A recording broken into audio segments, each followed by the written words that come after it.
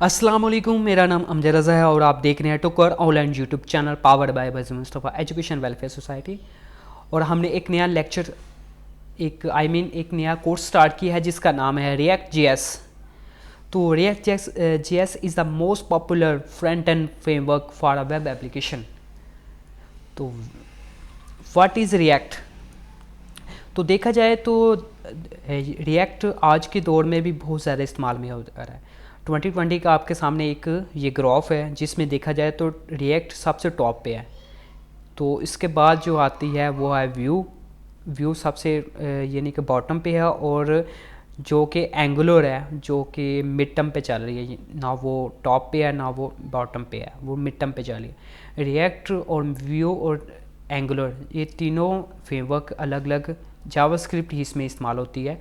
तो ये अलग अलग फ्रेमवर्क हैं, अलग अलग कंपनी ने से अलग अलग इंजीनियर ने बनाया है और अलग अलग कंपनी इसको हैंड आउट कर रही है।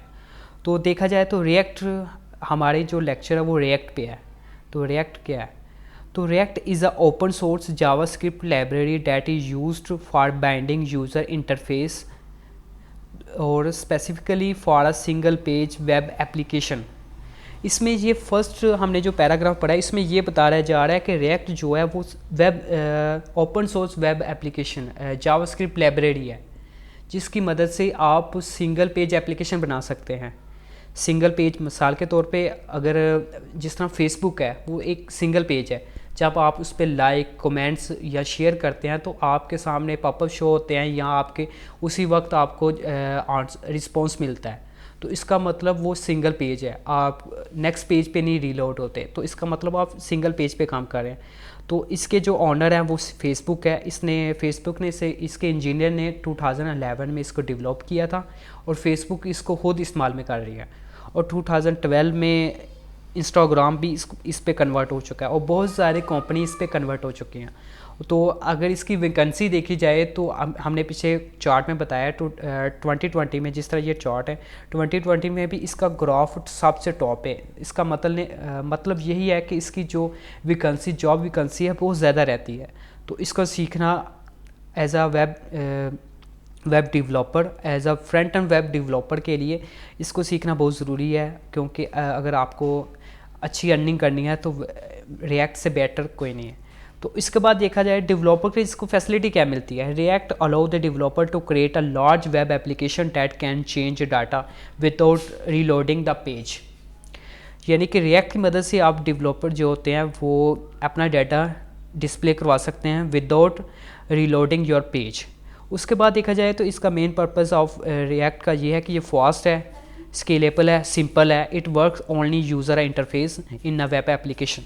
इसकी मदद से आप रिएक्ट जो कि बहुत ही फास्ट है, स्केलेबल है और सिंपल है, और डेवलपर जो है इसकी मदद से लार्ज वेब एप्लीकेशन बना सकते हैं, उसको यानी कि डिस्प्ले भी करवा सकते हैं, अच्छी तरीके से इसका काम कर सकते हैं। इसके बाद देखा जाए रिएक्ट कंपोनेंट बेस होती है। इसमें जो कंपोनेंट बने होते हैं मिसाल के तौर पे हमारा जो 1 है, 1 एक कंपोनेंट है, 2 है, 3, 4 और 5 ये तमाम कंपोनेंट हैं। फर्स्ट इसका यानी कि 1 इसका हो सकता है, 1 इसका पेरेंट्स कंपोनेंट कह सकते हैं, उसके बाद ये इसके चाइल्ड कंपोनेंट होंगे और चाइल्ड के आगे इसके चाइल्ड कंपोनेंट बनते जाएंगे। ये ट्री की भी UI ट्री भी कह सकते हैं इसे। उस पर कहा जाए तो रिएक्ट के फ़ीचर क्या क्या हैं। रिएक्ट का सबसे पहला फ़ीचर है JXX यानी कि ये जावास्क्रिप्ट टेम्पलेटिंग है जो कि जिसकी मदद से आप रिएक्ट में जो आप डाटा लिखते हैं, क्योंकि ब्राउज़र है वो HTML को समझता है। JX की मदद से आप रिएक्ट में जो डाटा लिखेंगे वो कन्वर्ट करेगा HTML में। HTML क्योंकि ब्राउज़र समझता है इसलिए वो हेल्प करता है आपको। रिएक्ट की मदद से आप रिएक्ट और JX की मदद से आप ब्राउज़र पे अपना डाटा डिस्प्ले करवा सकते हैं। ये इसका फ़ीचर है JX। उसके बाद देखा जाए रिएक्ट नेटिव क्या होता है। रिएक्ट नेटिव ये भी एक लाइब्रेरी है जिसकी मदद से आप मोबाइल एप्लीकेशन बना सकते हैं। और ये 2015 में यानी कि फेसबुक ने लॉन्च की थी, जिसकी मदद से आप एंड्रॉयड की मोबाइल एप्लीकेशन बना सकते हैं, और ये भी जावास्क्रिप्ट बेस होती है। और इसके बाद देखा जाए तो सिंगल वे डाटा फ्लोइंग, इसमें तीसरा फीचर ये है कि ये सिंगल वे होते हैं, यानी कि इसमें कंपोनेंट बने होते हैं। जब कंपोनेंट में रूट कंपोनेंट होता है, उसके बाद उसके चाइल्ड, उसके बाद उसके चाइल्ड कंपोनेंट होते हैं।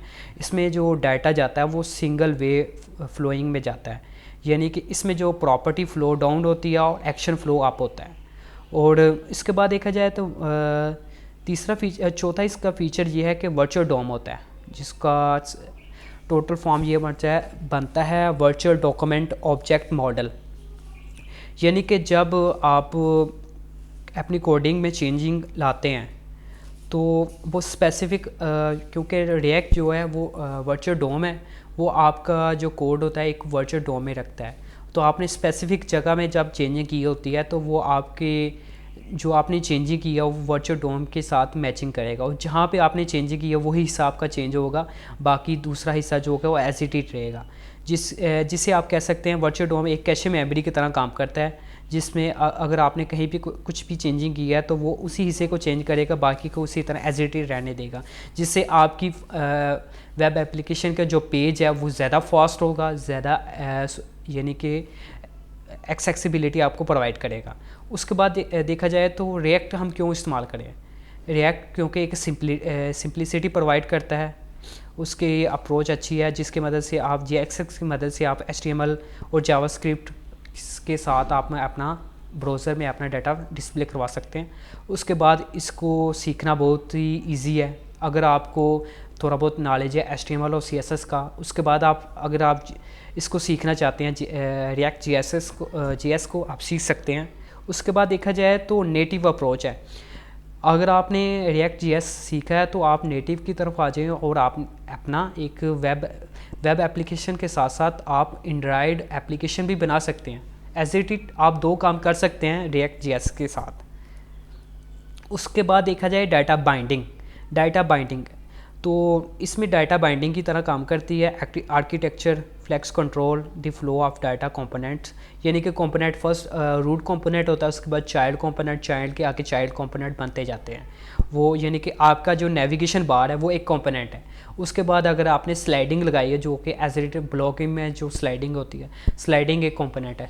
स्लाइडिंग के नीचे अगर आपने कोई पोस्ट अपलोड की है तो वो भी एक कंपोनेंट है, तो ये कंपोनेंट बेस होती है, ठीक है। उसके बाद परफॉर्मेंस इसकी बहुत अच्छी है, इसमें आप एम्बेडिंग करा सकते हैं, आप बूटस्ट्रैप को एम्बेडिंग करवा सकते हैं, बेबल को, अगर आपने बूटस्ट्रैप को आपको नॉलेज है CSS की जो फ्रेमवर्क है, आप उसको बेंडिंग करवा के आप HTML लिख सकते हैं, अपना काम कर सकते हैं। अगर आप बेबल में एक्सपर्ट हैं तो आप बेबल को इसमें एम्बेडिंग करा के डिपेंडेंसी यानी कि इंजेक्ट करवा के अपना काम कर सकते हैं। तो हम इस लेक्चर में हम आगे सीखेंगे बूटस्ट्रैप के साथ हम काम करेंगे, बेबल के साथ आप काम कर सकते हैं, बूटस्ट्रैप के साथ काम कर सकते हैं, जो कि आपको फैसिलिटी प्रोवाइड करता है कि आप HTML को अपने रिएक्ट वेब एप्लीकेशन में इस्तेमाल में लाए जा सकते हैं। उसके बाद टेस्टेबिलिटी देखी जाए तो टेस्टेबिलिटी भी इसकी ज़बरदस्त है, यानी कि इसके एक्शन है, फंक्शन है, इवेंट हैं, और इसके जो ट्रिगल हैं वो सभी बहुत ही ज़बरदस्त हैं। हम स्टेप बाय स्टेप इसको सीखेंगे। आज के लिए इतना ही लेक्चर है, यानी कि हमने इसके बेसिक नॉलेज को देखा कि रिएक्ट क्या है, कब इसको लॉन्च किया गया। तो नेक्स्ट वीडियो में हम इसकी यानी कि इस पे लेक्चर बनाएंगे और स्टेप बाय स्टेप आप सीखते जाएंगे इस पे। और अगर आपको मेरा ये लेक्चर अच्छा लगा तो मेरा टोकर ऑनलाइन यूट्यूब चैनल इसको लाइक करें, शेयर करें, सब्सक्राइब करें।